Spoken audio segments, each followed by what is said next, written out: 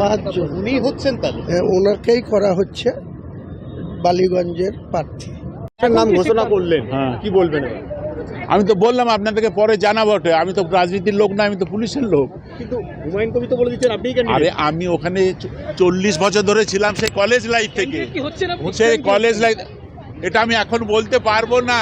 আমি যদি ক্যান্ডিডেট হই, যদি হিন্দু, মুসলিম, জৈন, খ্রিস্টান যত জাতি আছে সবাইকে সমান করে দেখতে পারি, তবে আমি ক্যান্ডিডেট হব, আদারওয়াইজ হব না। আমি চাকরি জীবনে সিপিএম, কংগ্রেস, আরএসপি, বিজেপি যত পার্টি আছে কেউ আমাকে কোনোদিন গালাগালি দেয়। বালিগঞ্জ তো কর্মজীবনে অনেক ঘুরেছেন। কর্মজীবনে না, 40 বছর ছিলাম ওই এরিয়াতে। আমার কোয়ার্টার ছিল ওখানে, আমার দাদার কোয়ার্টার ছিল ওখানে। যদি ক্যান্ডিডেট হন, কিভাবে ওই জায়গাটাকে আপনি ইয়ে করবেন? পরে বলবো, আমি তো বললাম আমি রাজনীতিবিদ নই। 5 জন উনি হচ্ছেন তাহলে? ওনাকেই করা হচ্ছে বালিগঞ্জের প্রার্থী। আর শুনুন না, আপনি বলছেন যে কোনো ধর্ম যেখানে থাকবে না সেই রাজনৈতিক দল করবেন। হুমায়ুন কবির তিনি বাবরি মসজিদের শিলান্যাস করেছেন, বাবরি মসজিদ করছেন, তাহলে আপনার নাম ঘোষণা করছে, কি বলবেন? আমাকে তো, আমি ওইসব ব্যাপারে প্রশ্নের কোনো উত্তর দেবো না। আমি তো আপনাকে বললাম আমার কাছে কংগ্রেস, আরএসপি, সিপিএম, বিজেপি যত পার্টি ছিল সব সমান মানুষ।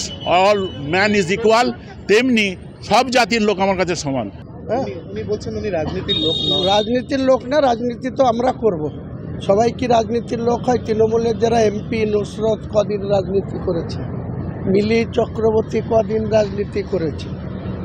এগুলো সব মমতা ব্যানার্জির দেখে, মমতা ব্যানার্জির নির্দেশে তারা সব রাজনীতিক হয়ে গেছে, এমএলএ হয়েছে, এমপি হয়েছে। তা আমার মামা হয়, ওনারা এখানেই থাকেন। ওনার আর এক ভাই, তিনিও পুলিশের এডিসি থেকে রিটায়ার করেছেন, উনিও তাই।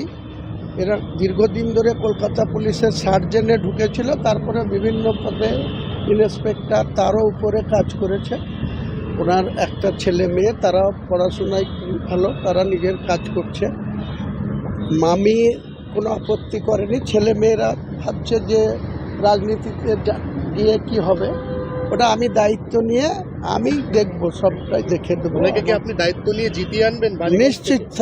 নিশ্চিতভাবে যা করার করতে হবে। উনি ওনার ওই প্রান্তে কিন্তু একজন দাপুটে রাজ্যের মন্ত্রী। হ্যাঁ, বাবুল সুপ্রিয় তো। বাবুল ছাড়া ওখানে জাভেদ খান বলে একজন তো থাকতে পারে। জাভেদ খানের কি হবে সেটা দেখবে নেবে জাভেদ খান। আমি তো কলকাতার সমস্ত জায়গায় প্রার্থী দেবো, বন্দরেও প্রার্থী দেবো, মমতা ব্যানার্জির ভবানীপুরেও প্রার্থী দেবো, ও এন্টালিতেও স্বর্ণকুমার সাহার বিরুদ্ধে প্রার্থী দেবো, সব জায়গায় চন্দ্রিমা ভট্টাচার্যের বিরুদ্ধেও প্রার্থী দেবো, শশী পাজার বিরুদ্ধেও প্রার্থী দেবো। আমি তো নেমেছি যখন অল আউট খেলব। একদা সঙ্গীত শিল্পী বাবুল সুপ্রিয়, প্রথম বিজেপি, তারপর এখন তৃণমূল হয়ে বালিগঞ্জ, তারপর সেখান থেকে মন্ত্রী। আপনি স্বয়ং হুমায়ুন কবির, দীর্ঘ বরাবরের রাজনীতিবিদ, এই মুহূর্তে তৃণমূল থেকে সাসপেন্ডে। আর যাকে আপনি বালিগঞ্জের মুখ করছেন তিনি একজন প্রাক্তন পুলিশ আধিকারিক। লড়াইটা মানে কতটা লড়াইটা তো 1 to 1 আমার সঙ্গে হবে। মমতা ব্যানার্জির যে রাজনীতিক হিসাবে বাংলার মানুষের কাছে তার যে গ্রহণযোগ্যতা, 3 বারের মুখ্যমন্ত্রী হয়েছেন, 7 বারের সাংসদ বা রেলমন্ত্রী থেকে কয়লা মন্ত্রী, আরও অনেক কিছু পেয়েছেন।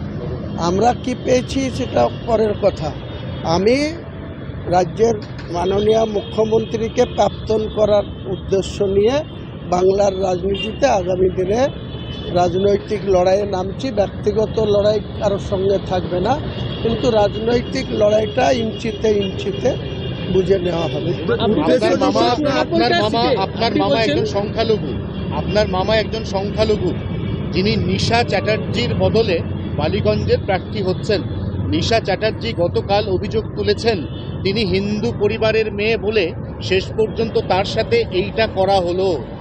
কলকাতার আরও অনেক সিট আছে যাদেরকে হিন্দু পরিবারের লোকদেরকেই মানে প্রার্থী করা হবে। ওনার সম্বন্ধে আমার কোনো এলিগেশন ছিল না, এখনও নাই, কিন্তু তিনার পোশাক আশাক, তিনার যে ভাইরাল হয়েছে, আমি এই ধরনের কোনো ব্যক্তিকে নিশ্চয়ই আগামী দিনে যাদের প্রার্থী তালিকায় না মানব, খুব ক্রস চেক করে দেখে।